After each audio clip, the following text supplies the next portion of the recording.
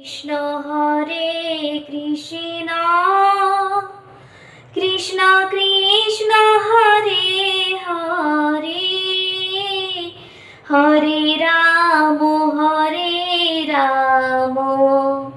হরে কৃষ্ণ। আমি আপনাদের এই ভাগবত এবং অবতার নিয়ে কিছু কথা বলবো। যদি কথার মধ্যে আমার ভুল ত্রুটি হয়ে থাকে দয়া করে নিজের সন্তান মনে করে আমায় ক্ষমা করে দেবেন।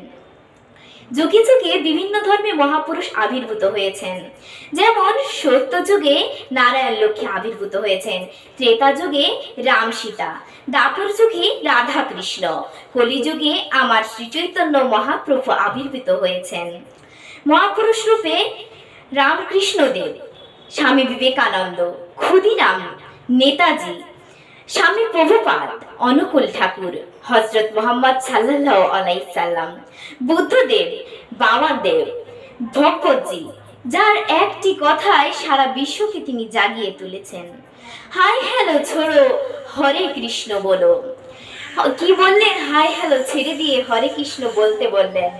তিনি কি আসলে অবতার পুরুষ, নাকি তিনি পরম পুরুষ, নাকি তিনি মহাপুরুষ? এখন পর্যন্ত আমরা তা নির্ধারণ করতে পারিনি। তিনি মহাপুরুষ হতে পারেন কারণ তার ব্যক্তিত্ব এবং তার আচরণ একদম মহাপুরুষের মতো।